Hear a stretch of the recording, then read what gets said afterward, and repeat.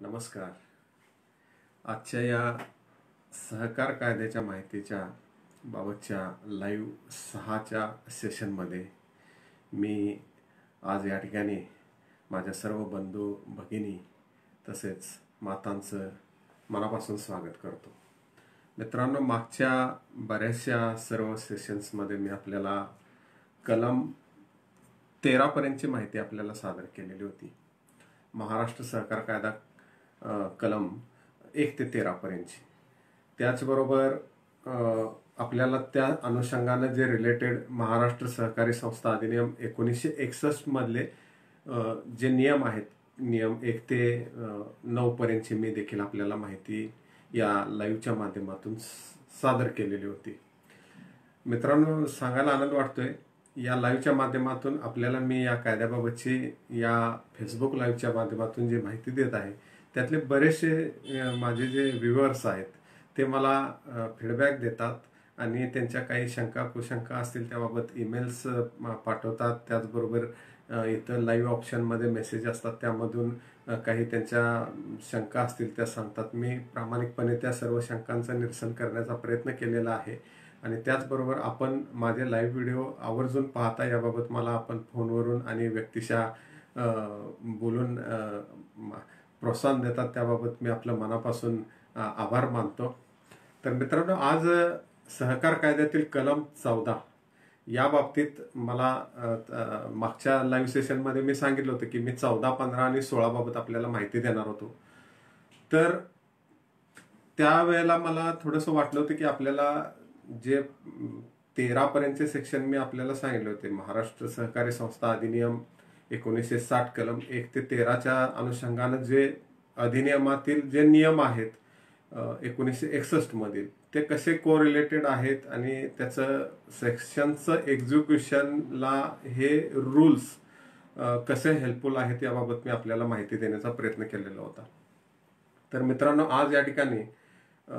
कलम 14 हा जो महाराष्ट्र सहकारी संस्था अधिनियम 1960 मधील जो आहे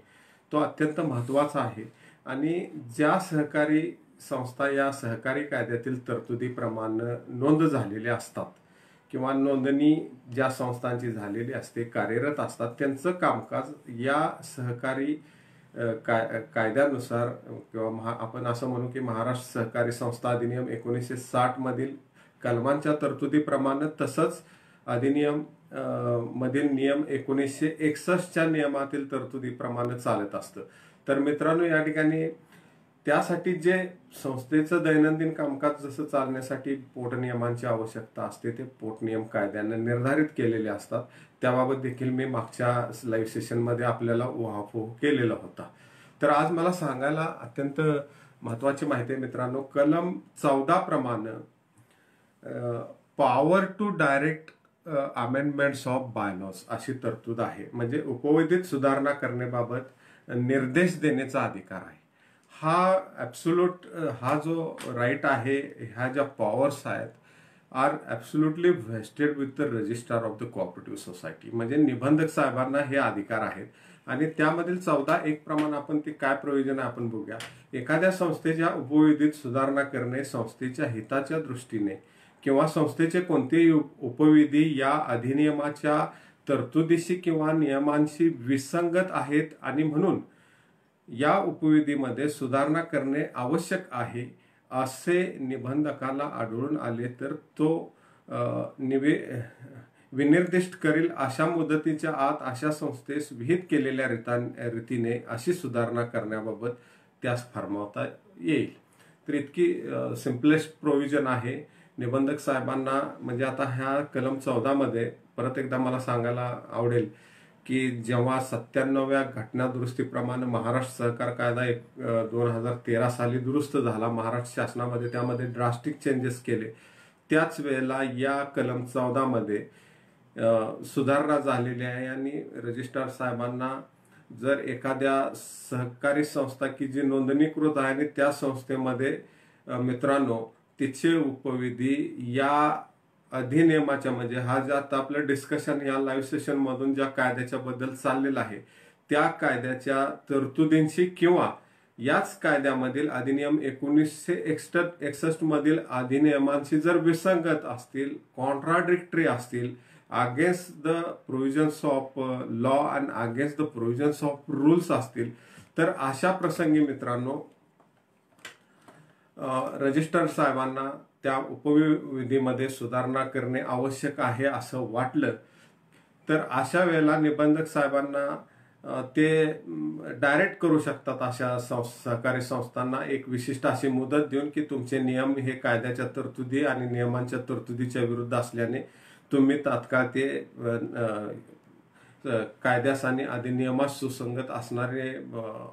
पोटनियम तुम्ही करून घ्या याबाबत त्यांना फरमावता येतं सहकारी संस्थांना. तर हे झालं कलम 14 मधील तरतुदीप्रमाणे. तर मित्रांनो आता कलम 14 मध्येच साधारण 2 भाग आहेत. त्यामधला आता दुसरा भाग बघू आपण. विनिर्दिष्ट करण्यात आलेल्या अवधीत सुधारणा करण्यात संस्थेने कसूर केल्यास संस्थेस आपली बाजू मांडण्याची संधी दिल्यानंतर व राज्य शासन अधिसूचित करेल त्या राज्य संघीय संस्थेशी विचारविनिमय केल्यानंतर निबंधकास अशा सुधारणेची नोंदणी करता येईल व त्याने प्रमाणित केलेल्या अशा सुधारणेची एक प्रत संस्थेस देता येईल. सुधारणेची वर सांगितलेल्या रीतीने ज्या दिनांकास नोंदणी करण्यात आली असेल त्या दिनांकापासून उपविधीत त्याप्रमाणे रीतसर सुधारणा करण्यात आली असल्याचे समजण्यात येईल व अशा रीतीने सुधारलेले उपविधी अपिलाला म्हणजे जर अपील केला असेल तर अधीन राहून संस्थेवर व तिच्या सदस्यावर बंधनकारक असतील. म्हणजे 14 प्रमाणे निबंधक साहेबांनी डायरेक्ट केल्यानंतर तर विहित मुदतीत समजा एखाद्या संस्थेनं नोंदणीकृत केलेल्या संस्थेनं त्या पोटनियमामध्ये दुरुस्ती केली नाही तर निबंधक साहेब अशा ज्या त्यांनी फरमावलेला असेल एखाद्या नोंदणीकृत संस्थेस की तुम्ही तुमचे पोटनियम हे नियम आणि कायद्याच्या विरुद्धात आणि तुम्हाला ते कायद्यास आणि नियमास सुसंगत करून घ्यावे लागतील. अशा प्रसंगी मित्रांनो जर त्या संबंधित संस्थेनं त्या पद्धतीनं पोटनियमामध्ये जर दुरुस्ती केली नाही तर अशा प्रसंगी म्हणजे त्यामध्ये ह्या कायद्यामध्ये म्हणतात की त्या संस्थेनं ते तशी सुधारणा करण्यास कसूर केल्यास आणि त्यांना तशी बाजू मांडण्याची संधी देऊन सुद्धा त्यांनी त्याबाबत काही डेव्हलपमेंट केली नसल्यास किंवा काही स्टेप्स घेतल्या नसल्यास तर रजिस्ट्रार साहेब राज्य शासनाच्या ज्या त्या संस्थांच्या बाबत जी संस्था शिखर संस्था म्हणून किंवा राज्य संघीय संस्था म्हणून ज्याच्याकडे त्या पर्टिक्युलर संस्थेचं सदस्यत्व असतं म्हणजे फेडरल सोसायटी म्हणू आपण त्याला, त्या संस्थेच्या ह्याच्याशी विचार विनिमय करून निबंधक साहेब अशा संस्थेचे पोटनियम स्वतःहून दुरुस्त करतात आणि त्या दुरुस्त केलेल्या पोटनियमांची प्रत एक संस्थेला देतात आणि एक त्यांच्या ऑफिसला त्या फाईलला ठेवतात आणि सुधारणेची वर सांगितलेल्या रीतीने ज्या तारखेला नोंदणी करण्यात आली म्हणजे ज्या दिवशी बायलॉज ते अमेंडमेंट रजिस्ट्रार साहेब करतात त्या दिवसापासून ती रीतसर कायदेशीर सुधारणा करण्यात आलेली आहे असं या कायद्यान्वये समजलं जातं आणि त्या दिवसापासून मुदतीमध्ये ते जर दुरुस्त झालेले पोटनियम संबंधित संस्थेने अपिलात जाऊन चॅलेंज केले नसतील किंवा रद्द झाले नसतील तर ते पोटनियम त्या दिवसापासून त्या संस्था आणि तिच्या सदस्यांच्या वरती मित्रांनो बंधनकारक राहतात. ही झाली कलम 14 मधील तरतूद. तर या अनुसरून बऱ्याच ठिकाणी याबाबत मला आता इथे आपल्याला सांगावंसं वाटतं की पोटनियमाच्या तरतुदीमध्ये जेव्हा जेव्हा कायदा आणि नियमामध्ये विसंगती असते तेव्हा रजिस्ट्रार साहेब या अनुषंगानं संस्थांना डायरेक्ट करतात आणि त्याप्रमाणे संस्थेमध्ये दुरुस्त करून संस्थेच्या संबंधित पदाधिकाऱ्यांनी त्याबाबत दुरुस्त्या जर केल्या नाहीत तर मित्रांनो त्यामध्ये साधारणपणे रजिस्ट्रार साहेब त्या विहित मुदतीमध्ये स्वतःहून शिखर संस्थेशी किंवा फेडरल सोसायटीशी कन्सल्टेशन करून ते पोटनियम तुम्हाला सुमोटो लागू करतात आणि ते पोटनियम जर त्या संस्थेने पर्टिक्युलर चॅलेंज केले नसतील अपिलामध्ये गेली नसेल ती संस्था तर त्या रजिस्ट्रार साहेबांनी ज्या दिवशी ते पोटनियम लागू केले असतील जे कायद्यास आणि नियमास सुसंगत असतील ते सर्व त्या पर्टिक्युलर सोसायटीवरती आणि तिच्या सभासदांच्या वरती बंधनकारक राहतात. तर ही फार मोठी दुरुस्ती आहे. 2013ला या कायद्यामध्ये ही पर्टिक्युलर अमेंडमेंट आल्यात आणि या बाबीमुळे सहकारी संस्थांचे पूर्वी काय व्हायचं की थोडेसे संस्थांचे दैनंदिन कामकाजासाठीचे नियम आणि कायद्यातील तरतुदीमध्ये काही ठिकाणी विसंगती असायची। याबाबत अभ्यास होऊन पूर्णपणे त्यातील तज्ज्ञ लोकांनी या दुरुस्ती सुचवल्यानंतर तशा दुरुस्त्या या कायद्यामध्ये झालेल्या आहेत। आणि आता कुठल्याही संस्थेला म्हणजे आता ज्या सहकारी कायद्याखाली नोंद आहेत त्या सहकारी संस्थांच्या पोट नियम हे सहकारी कायद्यातील म्हणजे महाराष्ट्र सहकारी संस्था अधिनियम 1960 व नियम 1961च्या तरतुदीच्या विसंगत नियम ठेवता येत नाहीत। तसे नियम जर कुठल्या संस्थेचे असतील त्या पद्धतीनं काम चालू असेल तर मित्रांनो ते काम बेकायदेशीर ठरतं। तर ही फार मोठी तरतूद आहे। जेव्हा एखादं आपल्याकडे आता इथं मी थोडंसं माझ्या कोलिग्स जे आहेत किंवा जे लिटिगेशनमध्ये कोऑपरेटिव्ह फील्डमध्ये किंवा सहकारी संस्थाच्या अनुषंगानं जे माझे मित्र काम करतात किंवा जे माझे या सेशनला जे स्टुडंट्स आहेत त्यांना मी सांगू इच्छितो की मित्रांनो, जेव्हा जेव्हा एखादा डिस्प्यूट म्हणजे होतो, एखाद्या ठिकाणी वादविवादाचा प्रसंग निर्माण होतो, तर अशा वेळेला आपल्याला संस्थेच्या ज्या वादाबाबत आपल्याकडे प्रश्न आलेला असतो तो प्रश्न आपल्याला त्याची सोडवणूक करण्याच्या वेळेला आपल्याला त्या सहकारी संस्थेचे पोट नियम कायद्याशी सुसंगत आहेत किंवा नाहीत हे आपल्याला अत्यंत गांभीर्यानं बघावं लागतं। आणि त्यानंतरच त्यातून त्या जो प्रश्न आपल्या समोर आला असेल किंवा एखादा वाद असेल तर त्याबाबत आपल्याला त्या अनुषंगानं आपल्याला कन्सल्टन्सी करावी लागते आणि त्याबाबत योग्य तो निर्णय आपल्याला घेऊन आपल्या लोकांना जो प्रश्न असतो, आपल्या लोकांची जी अडचण असते ती सोडवावी लागते। तर त्यासाठी केव्हाही कुठलाही सहकारी संस्थांच्या बाबतीत मित्रांनो आपल्यासमोर कुठलाही वाद असू दे, विवाद असू दे, अशा प्रसंगी आपण कृपया त्या संस्थेचे पोट नियम आलेला आपल्यासमोर असलेला प्रश्न आणि कायद्यातील तरतुदींचा आपण यथासांग विचार करावा ही आपल्याला माझी अत्यंत नम्र विनंती आहे। म्हणजे आपण तो प्रॉब्लेम अत्यंत चांगल्या रीतीनं सॉर्ट आउट करून आपण आलेला जे लोक आपल्याकडे येतात एखादा प्रॉब्लेम होतो त्यांना आपण ॲब्सोल्यूट रेमेडी देऊन तो सॉर्ट आउट करू शकतो। यासाठी मी हे आपल्याला अत्यंत नम्रपणे सांगू इच्छितो। तर मित्रांनो, याची पुढची प्रोव्हिजन आहे ती आता आपण बघायची आहे। कलम 14चा आता मी आपल्याला दाखवले की रजिस्ट्रार साहेबांना उपविधीमध्ये सुधारणा करण्याबाबत निर्देश देण्याचे जे अधिकार आहेत त्यानंतर आता आपण आपल्याला त्याच्यामध्ये पुढे असं म्हणतंय, परंतु अशी अधिसूचित राज्य संघीय संस्था पत्र मिळाल्याच्या दिनांकापासून 45 दिवसाच्या कालावधीच्या आत निबंधकास आपले मत कळविल। तसे न केल्यास अशा राज्यसंघीय संस्थेच्या त्या सुधारणेस कोणताही आक्षेप नाही असे गृहीत धरण्यात येईल आणि त्यानुसार निबंधकास पुढील कारवाई सुरू करण्याची मोकळीक राहील। परंतु आणखी असे की निबंधकास त्याला योग्य वाटेल अशा प्रकारच्या संस्थांसाठी किंवा संस्थांच्या वर्गांसाठी आदर्श उपविधी विनिर्दिष्ट करता येतील। तर ह्यामध्ये कसं होतं, काही वेळेला पोटनियम दुरुस्तीसाठी निबंधक साहेब फेडरल सोसायटीला कन्सल्टन्सीसाठी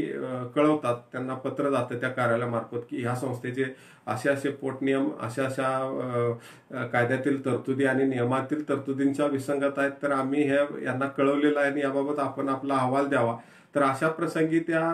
कळवलेल्या तारखेपासून किंवा ते पत्र त्या फेडरल सोसायटीला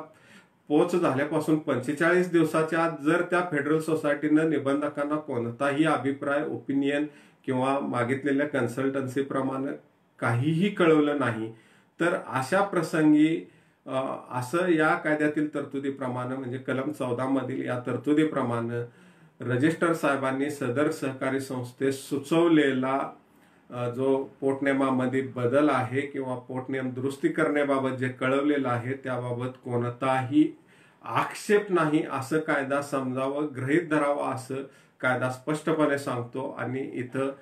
त्यांची त्या दुरुस्तीला कोणत्याही प्रकारची हरकत किंवा ऑब्जेक्शन नाही। त्यामुळं रजिस्ट्रार साहेबांना पुढील कारवाई करण्यासाठी सरळ या कायद्यातील तरतुदीप्रमाणे स्पष्टपणे मोकळीक मिळते आणि त्या पद्धतीने रजिस्ट्रार साहेब त्यांना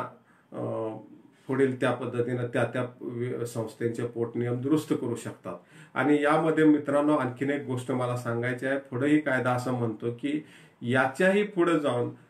परंतु आणखी असे की निबंधकास त्यांना योग्य वाटेल अशा प्रकारच्या संस्थांसाठी किंवा संस्थांच्या वर्गासाठी आदर्श उपविधी विनिर्दिष्ट करता येतील. आता 2013 पासून वेळोवेळी आपल्याला महाराष्ट्र शासनाच्या सहकार खात्याच्या वेबसाईटवरती जर आपण गेलात तर सहकारी संस्थेचे जे मुख्य निबंधक आहेत त्यांची पुणे विभागाची वेबसाईट आहे मित्रांनो. त्या वेबसाईटवरती सर्व प्रकारच्या जितक्या सहकार कायद्याखालील क्लासिफिकेशन केलेल्या सहकारी संस्था आहेत त्या सर्व संस्थांचे आदर्श उपविधी तिथं उपलब्ध आहेत पीडीएफ फॉर्ममध्ये. माझ्या माहितीप्रमाणे मराठीमध्येही आहेत आणि काही ठिकाणी इंग्लिशमध्येही आहेत. तर आपल्याला जे योग्य वाटतील, आपण एखाद्या कुठल्या संस्थेचं काम करत असाल किंवा आपल्याला एखाद्या संस्थेबाबतची माहिती, काम करण्याची पद्धती किंवा त्या कामाच्या अनुषंगानं कशा पद्धतीनं कोणते पोटनियम कोणत्या क्लासच्या संस्थेस लागू होतात तर ते तिथं आपल्याला अगदी सहजपणे उपलब्ध होऊ शकतात. अगदी या नवीन ज्या तंत्रज्ञानाच्या सुविधेमुळं या सर्व गोष्टी इझिली लोकांना मित्रांनो अवेलेबल आहेत. आपल्याला त्या पोटनियमाच्या प्रती संस्थेकडेच किंवा सहकार खात्याकडेच मागायला पाहिजे अशी काहीही आता आवश्यकता राहिलेली नाही. इतकं सगळं पारदर्शीपणा या वेबसाईटच्या माध्यमातून आपल्याला प्राप्त माहितीचा पारदर्शीपणा आहे. तर आपण त्या पद्धतीनं माहिती प्राप्त करू शकता. तर मित्रांनो पुढील आहे कलम 15च्या बाबतीत आता आपण जाऊ. कलम 15 मित्रांनो आहे तो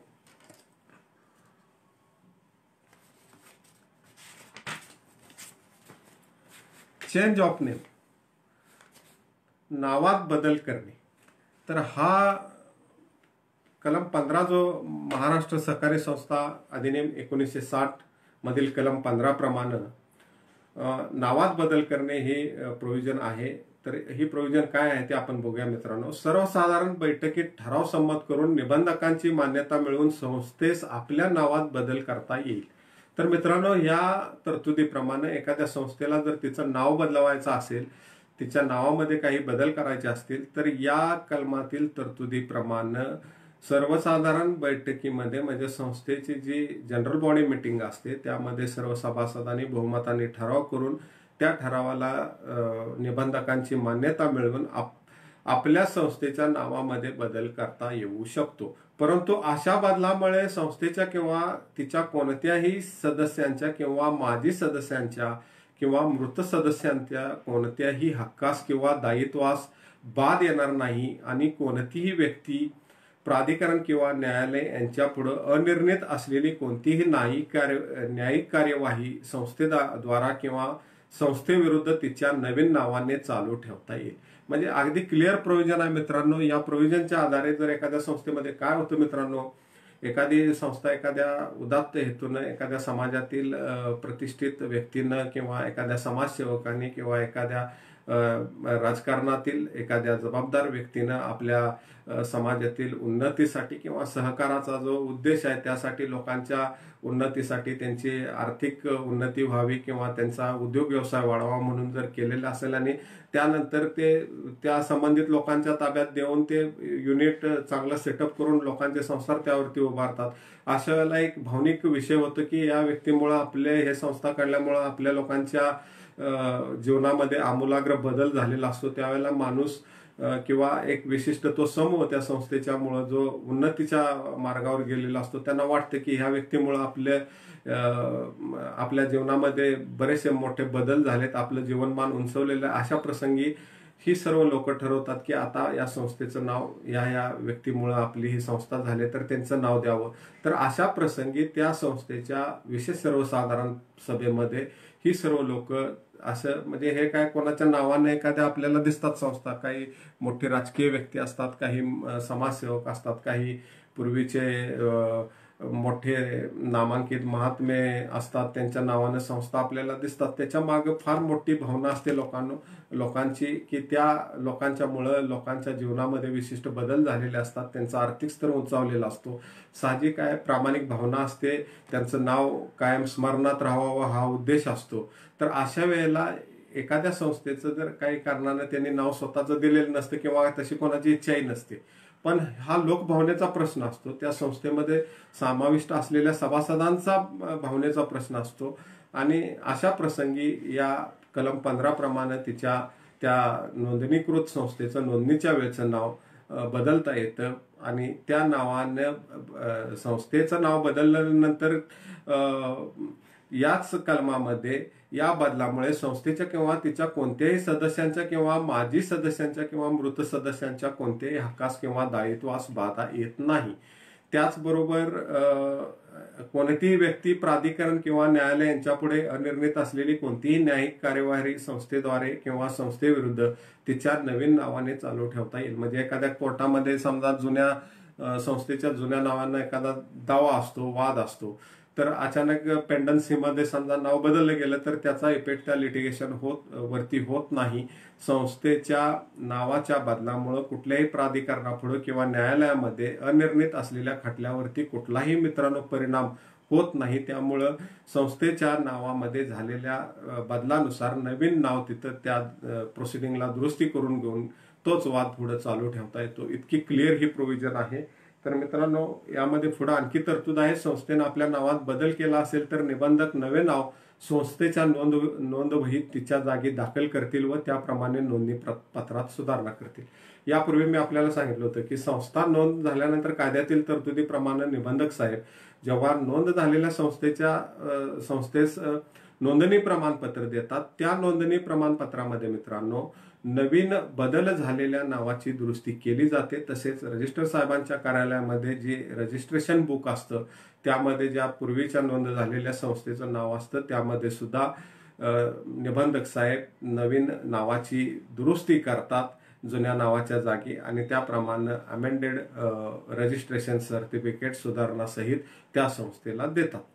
तर या ह्याच्याप्रमाणे नावात बदल करण्याबाबतची ही तरतूद आहे आणि या तरतुदीप्रमाणे जर आपल्याकडे काही प्रश्न उपस्थित झाले तर या पद्धतीने या प्रोव्हिजन्समध्ये अगदी क्लिअर माहिती दिलेली आहे. मित्रांनो, नावामध्ये बदल करण्यासाठी विशेषतः अगदी सुस्पष्ट या प्रोव्हिजन्स आहेत. याच्या तरतुदीतील अनुसरून त्याचबरोबर या प्रक्रिया सर्व सुलभ करण्यासाठी महाराष्ट्र सहकारी संस्था अधिनियम 1961 मधील नियमातील तरतुदीप्रमाणे प्रपोजल निबंधक साहेबांच्याकडे पुन्हा द्यावं लागतं. त्याबाबत हिअरिंग होतं, तिथं सर्व चौकशा वगैरे पूर्ण केल्यानंतर या कायद्यातील तरतुदीप्रमाणे संस्थेचं नाव बदललं जातं. तर या अनुसरून आपण रिलेटेड जे बायलॉज आहेत ते देखील आपण विचारात घ्यावे अशी माझी आपल्याला विनंती आहे. आता मित्रांनो, या पुढचा सेक्शन आहे 16 नंबर, कलम 16, जे आहे दायित्वातील बदलाच्या बाबतीतील, म्हणजे याला आपण चेंज ऑफ लायबिलिटी म्हणू. तर दायित्व म्हणजे जेव्हा सहकारी संस्था मित्रांनो, सुरुवातीलाच आपल्याला काही लाईव्ह सेशनमध्ये मी सांगितलं होतं की दायित्व किंवा लायबिलिटी म्हणजे हे मर्यादित लायबिलिटी किंवा अमर्यादित लायबिलिटीच्या बाबतीत कायद्यानं सहकारी संस्था नोंद करताना तसे बंधनं ठेवलेले नाही. तुम्हाला मर्यादित लायबिलिटीची नोंद करायची असेल तर तुम्ही करू शकता, अमर्यादित लायबिलिटीची करू शकता. त्या पद्धतीनं या कलम 16 मधील तरतुदीप्रमाणे मित्रांनो या अधिनियमाच्या व नियमांना अधीन राहून संस्थेस तिच्या उपविधीत सुधारणा करून आपल्या दायित्वाचे स्वरूप किंवा व्याप्ती यात बदल करता येईल. म्हणजे मुळातच जर आपली संस्था बेसिकली लिमिटेड लायबिलिटीची असेल आणि आपल्याला ते लायबिलिटी जर वाढवायची असेल कोणत्या कारणानं, तर तुम्हाला मुळातच आता 15 प्रमाणे ते बायलॉज दुरुस्त करून घ्यायला पाहिजेत. पोटनियम म्हणजे किंवा उपविधी जे संस्थेचे असतात त्यामध्ये दायित्वाबाबत जे तरतूद आहे त्यामध्ये दुरुस्ती करून त्यामधील स्वरूप किंवा व्याप्ती यामध्ये बदल करण्याची ही तरतूद आहे. आणि जेव्हा संस्थेनं तिच्या दायित्वाचे स्वरूप किंवा व्याप्ती यात बदल करण्याबाबत ठराव संमत केला असेल तेव्हा ती अशा ठरावाची लेखी नोटीस तिचे सर्व सदस्य व धनको यांना देईल आणि कोणतीही उपविधी किंवा कोणतीही संविधा यात तदविरुद्ध काहीही असले तर कोणताही सदस्य किंवा धनको यास त्याचवर अशी नोटीस बजावण्यात आलेच्या दिनांकापासून 1 महिन्याच्या मुदतीत त्याचे भाग, ठेवी किंवा कर्ज काढून घेण्याचा विकल्प राहील. तर काय होतं, काही ठिकाणी बँकामध्ये, पतसंस्थांमध्ये किंवा क्रेडिट सोसायटी ज्या दायित्वाच्या बाबतीत पैशाशी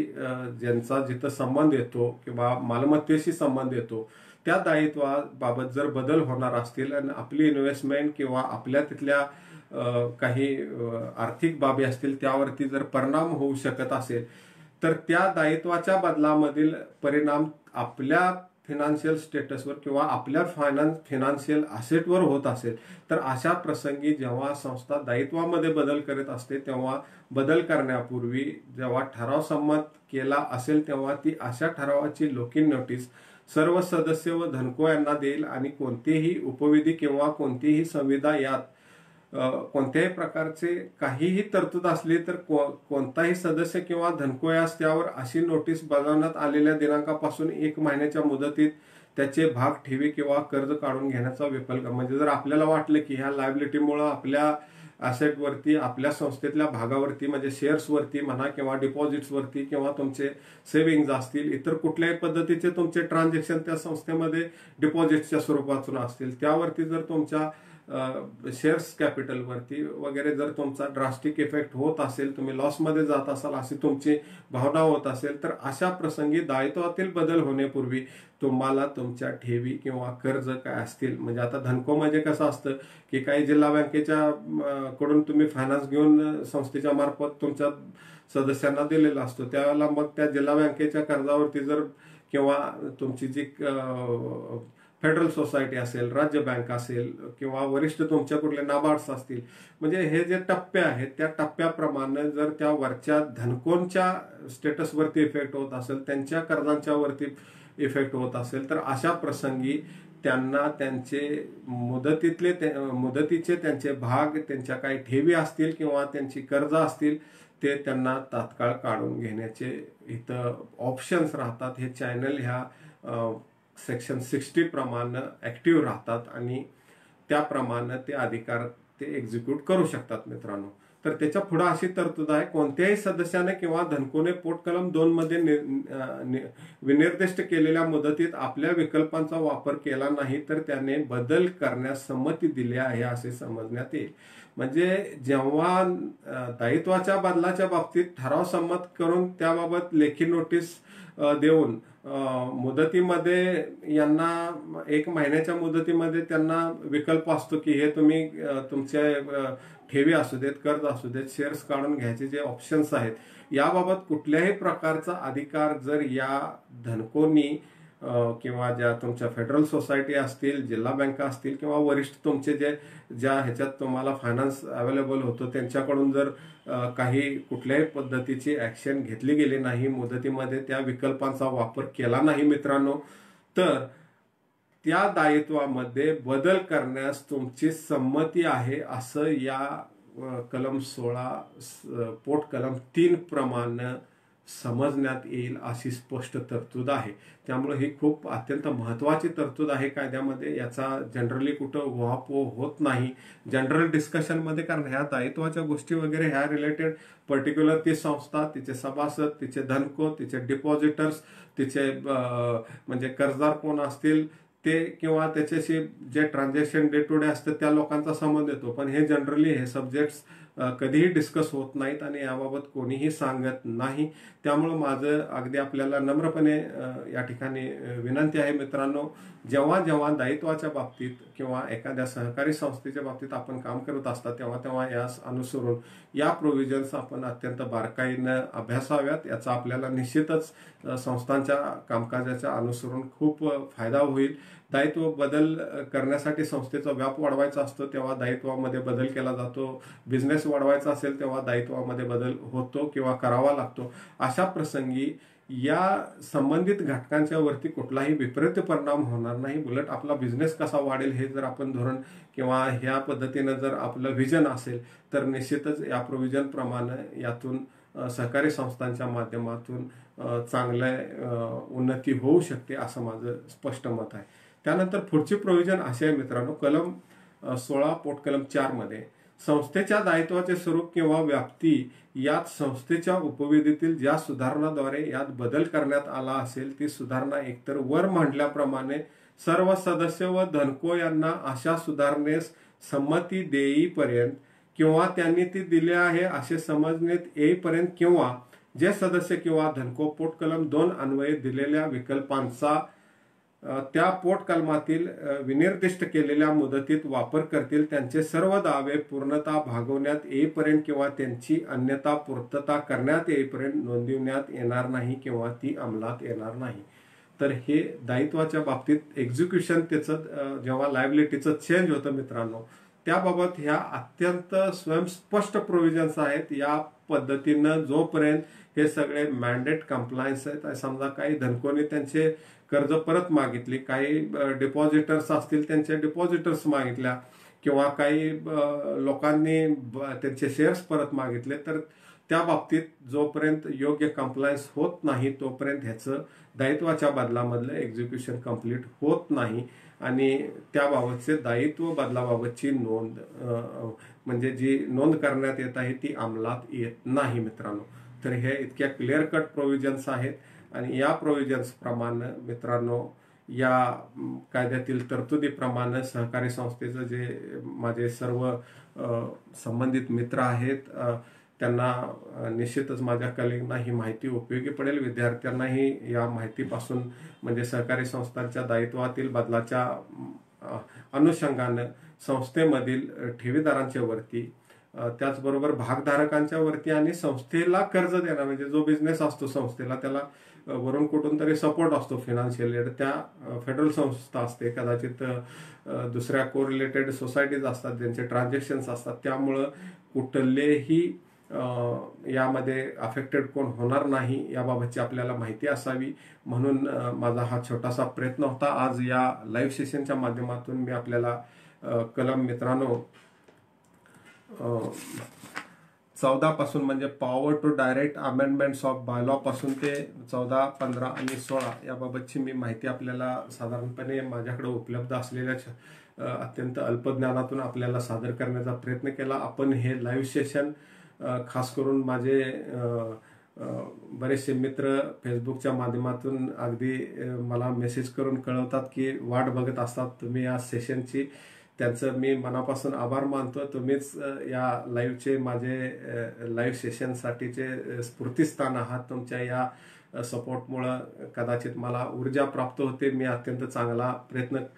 करावा असं माझ्या मनामध्ये भावना होती की या पद्धतीने मी आपल्याला काही गोष्टी काय होते की जनरल आपण वेगवेगळ्या फील्डमध्ये काम करत असतो. आता अनायसे मी cooperative field, civil field, trust field किंवा सिव्हिल साईडमध्ये काम करत असल्यामुळं बऱ्यापैकी मला जिथं जिथं जे जे ज्ञान मिळत असतं हे पण देणारे आपल्यातलेच मित्र आहेत. त्यांच्याकडून मिळालेलं ज्ञान या माध्यमातून आता सध्या कोविड-19 वेळ आहे मित्रांनो, या वेळेचा सदुपयोग या ज्ञान देण्यामुळे जर होत असेल तर निश्चितच तो सत्कारणे लागतोय असं मी माझं वैयक्तिक मत करून घेतलेलं आहे आणि त्या दृष्टीनं हे माझे प्रयत्न आहेत. यामध्ये माझा वैयक्तिक कुठलाही हेतू नाही दुसरा, हे फक्त आपल्याकडे आहे चांगल्या पद्धतीनं आपल्याला आवडतं असले अशा आपल्या